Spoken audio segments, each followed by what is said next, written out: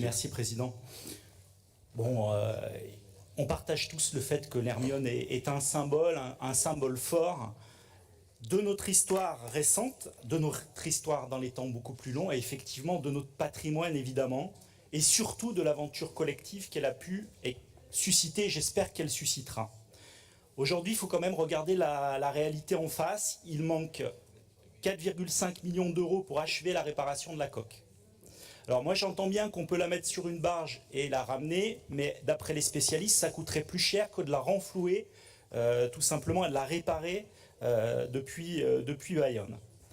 Depuis des années, notre groupe alerte sur la fragilité économique du modèle actuel, notamment mécénat et recettes de billetterie qui sont en berne du fait qu'aussi elle est à Bayonne, dépendance aux subventions publiques, stratégie globale à long terme peu lisible.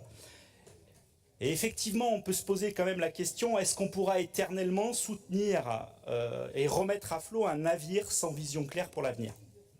Respecter le patrimoine, ce n'est ni le figer, ni le surendetter, c'est lui redonner du sens. Et évidemment, l'Hermione mérite d'être sauvée. L'Hermione mérite d'être sauvée dans un cadre financier bien moins indépendant des aides publiques, même si nous savons la complexité de la mise en œuvre du sauvetage. Nous pensons qu'un accompagnement reste toujours possible. Il est possible, oui, de créer les conditions d'un nouveau modèle économique fondé sur un partenariat, y compris avec le privé, sans que le bateau navigue forcément d'ailleurs. Et j'insiste, sans que le bateau navigue forcément.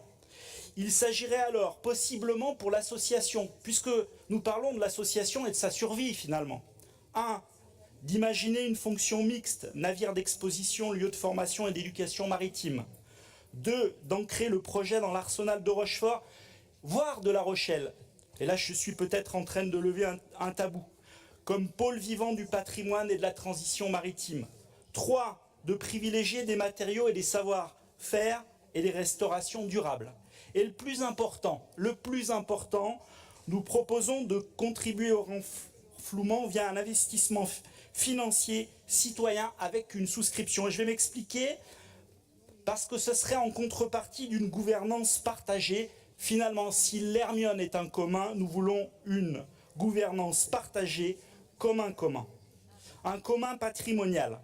Alors l'association, et vous l'avez rappelé, Président, a bien lancé un appel aux dons qui a récolté à cette heure 500 000 euros, mais ce n'est que du don. Cela n'entraîne pas une gouvernance partagée de ce commun patrimonial que nous souhaitons finalement développer comme nouveau paradigme. L'heure ne doit plus être aux promesses coûteuses, mais aux solutions tangibles et partagées. Il faut faire vite. Le vice-président l'a rappelé en commission, nous avons moins de 6 mois et la région ne peut être la seule à proposer des solutions, mais peut en faire partie de cette solution. Alors pour conclure, l'Hermione peut évidemment sortir du marasme financier sans renoncer à l'esprit de l'Hermione, celui de l'intelligence collective, de la transmission, du respect de la mer, de la timidité des mécènes et de celle de toutes les collectivités, de l'État. Des solutions nouvelles doivent effectivement émerger parce que nous souhaitons que l'Hermione ait son cœur qui continue à battre pour les générations futures et pour la Nouvelle-Aquitaine. Je vous remercie.